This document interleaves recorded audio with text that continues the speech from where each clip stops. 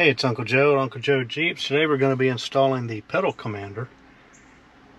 As you may have seen my short regarding this, announcing this as if it needs some big announcement. You might ask yourself, what is the point of something like a pedal commander? What does it do? Well, what a pedal commander does is it sits between your computer and your gas pedal and allows you more granular control over what's going on with your gas pedal. Now, why is this necessary? Well, ever since probably the early 2000s, most new cars are not drive by cable, they're drive by wire.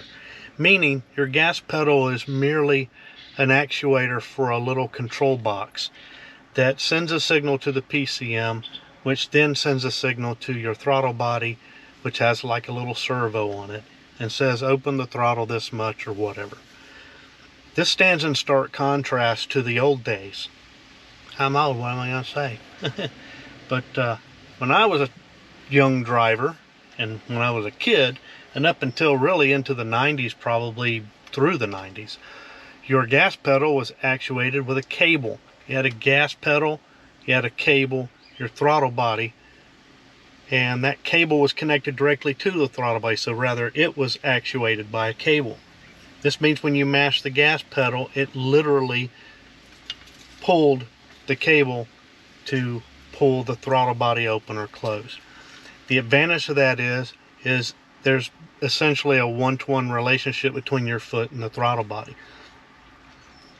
With the most likely due to the advent of cafe standards and fuel economy standards, that sort of thing,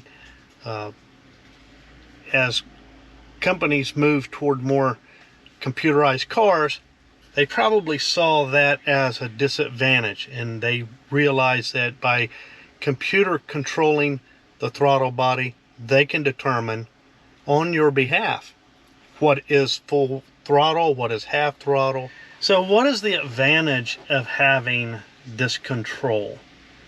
Well, first of all, let me say there are advantages to having a lag from a PCM, and that's the way I'm going to refer to this. Basically, every modern car is giving you a lag, a time delay or some sort of delay between your gas pedal and your throttle body. What would be the advantage? Of course, fuel economy would be, probably chief and foremost.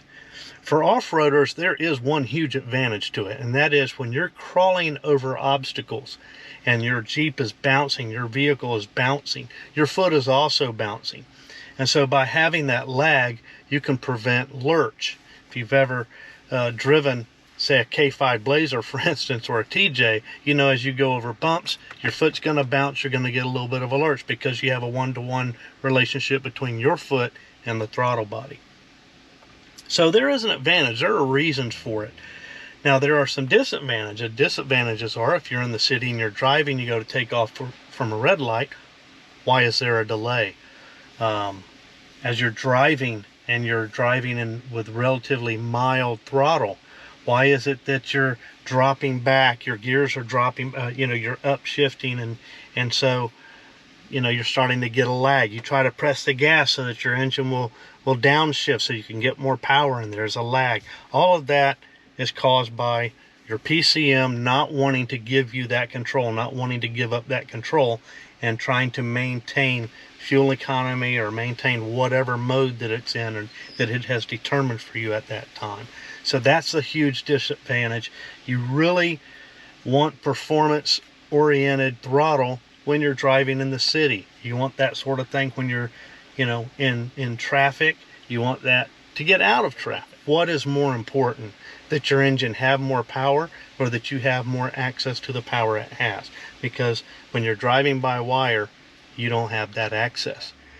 So we're going to install this and see what kind of difference it makes. There's tons of videos out there on this already, so I'm not going to get into the weeds on it. I'm just going to kind of give you, I installed it, this is my reaction kind of thing. I invite you to go out to some of these other sites and look at some of the details, because there's a lot of granularity and settings and that sort of thing, and we will touch on some of that. But I just want to install it because I'm kind of getting tired of mashing the gas pedal and, for half a second or so, nothing happens. So my intention is to actually mount this here behind, or on this plate rather, behind this plastic cover. The box comes with a double-sided tape, little pad of double-sided tape, and I'm just going to put it right there. I saw a guy do this on YouTube and I thought that's really good. You don't need to touch the unit because it has Bluetooth, and we can just go into the app and do everything we need. Think they're long enough? Alright, so we get that off. And it's going to be very hard to tell. I don't know if you can even see from back in here, but where we're going is on top of the, you're not going to be able to see it behind there, but behind here is the gas pedal module, and on top of it, back there, is the plug that we need. Alright, I don't know how well you can see that, but that's our plug that came off of the gas pedal. What we're going to do is we're going to plug that into this, and then we're going to plug this into the gas pedal. So this is our little Y cable, if you will, and get this all buttoned up. I will tell you this, that when you plug that in, it's going to be a lot harder than you think. You have to get it perfectly vertical, and there's not a lot of room in there. Those of you who follow me on my hiking channel may know I have some gimpiness in this hand, largely due to the fact that my trapezium joint is crap. So it's hard for me to really work in such a cramped area. It's hard for anybody, but it's going to be particularly challenging, I think, for me. So keep that in mind. You don't have a lot of room, and that plug has to get perfectly vertical. Once snapped in, you pull the red tab down, you're good to go. You get some alcohol swabs, or an alcohol wipe rather, with this, and then you get Velcro, not double-sided tape, so I misspoke on that. But we're going to get this installed and download the app, because with it covered up like that, we're going to be using the app and not pressing the actual front of the unit to make our selections. Now, you could mount this just about anywhere. You could mount it over here. There's plenty of room to mount this unit just about anywhere you want to, but we're going to hide it away. I really liked that idea when I saw it on YouTube. So we'll get this mounted on this plate, get a quick shot of that, cover it up, and then we'll dig into the app. And just so you know, it does also come with a zip tie, but you're a guy, you probably have zip ties, but there is one there if you need it.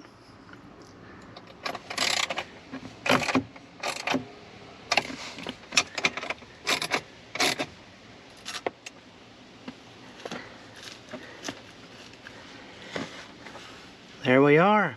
Now we got to register it to the app, and we'll see what this can do. Our pedal commander get. Yeah, click to install. Downloading. Just so you know, your code's on the back. There is a backing plate here. We're going to put that down and get our code, which is conveniently in a small font. So here we go. See if it finds it. Give it a name. We're gonna give it Gobi. Save. See if it finds it. And there it is. Now, from here, we can turn the unit on and off, theoretically. So far it's not doing anything. Okay, had a little technical difficulty there where it didn't want to come on, and as you can see, it's right there. I can turn it on. So I'm going to pull over here on the shade so you can kind of see what's going on. I'm going to turn it on. Right now it's in sport. You can change whatever modes you want. You have multiple modes. If you want to go into the econo mode, it's going to ask you to verify that. That's because that is more economical than factory. And you also have degrees over here that you can adjust everything if you want to. So you have plus and minus, and then you have your 4 settings. Now we're going to get out on the road. My understanding is you can change modes as long as you're not accelerating at the time. But we're going to turn it off, and then when we get out here on the road, we'll turn it in onto city mode first and give that a try. Okay, I'm going to turn it on, put it in city mode. This is standard city mode. I'm not doing any plus or minus or anything like that. We're just going to go standard here and see what happens. Okay.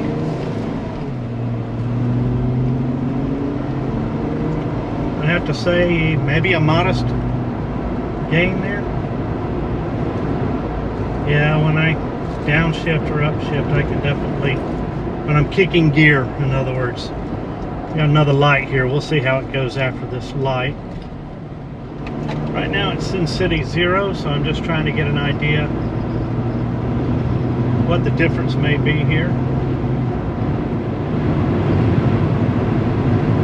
I can still see some sluggishness even in city.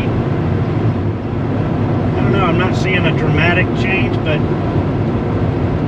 I think Sport Plus will probably provide the most dramatic change. Starting on city was probably not the thing to do. Now we're in sport mode. This is just sport mode 0.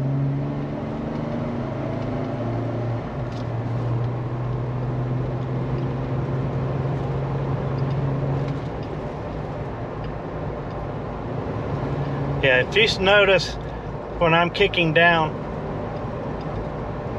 it's a little bit more abrupt.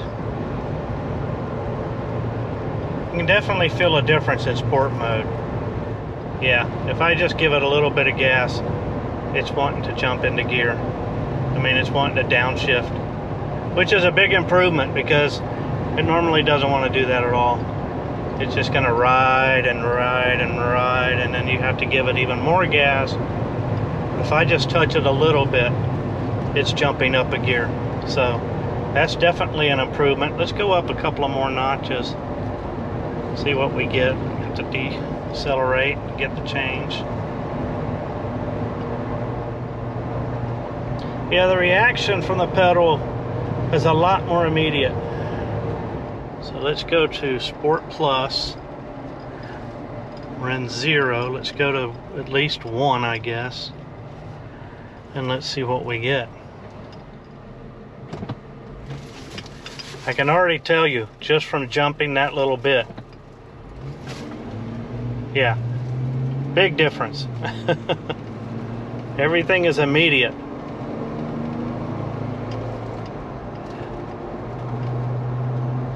Like immediate. If you notice when I just tapped the gas when I was behind that car, how it launched.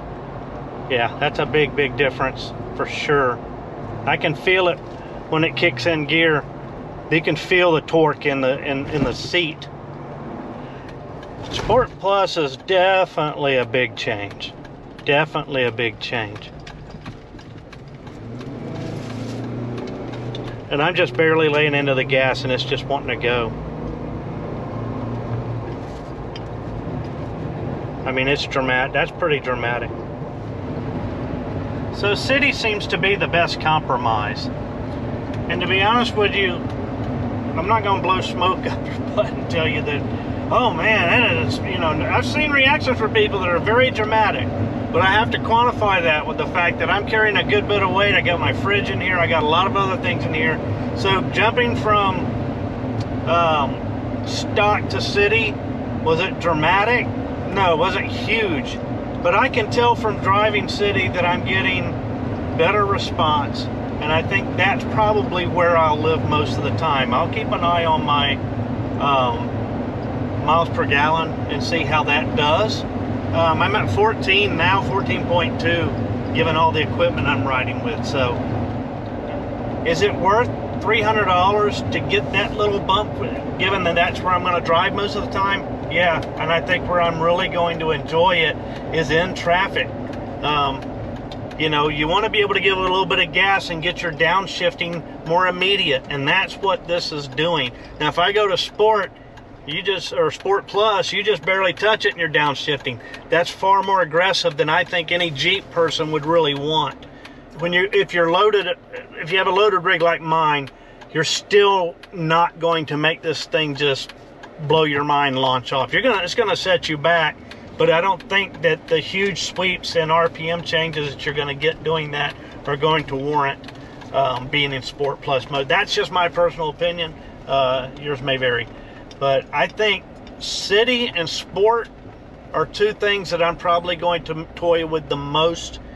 And I think they give me a big enough change in acceleration and in throttle response to definitely warrant the money. I highly recommend it especially if you got a stock Jeep and you're not running a lot of, you're just a regular Jeep guy in a daily drive, you're not camping out of your rig, that sort of thing. It's relatively stock. It's going to make a big difference for you guys. For daily driving, or for,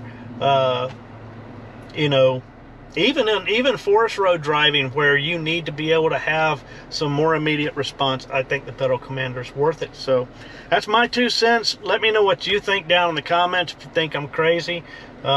I think a lot of this, I'm not trying to come off as a, oh, young people don't know what they don't know how good we had it back then or anything like that. But it is going to come down to an age thing. Most young drivers, in their 20s have probably grown up with drive-by-wire for, every car they ever own.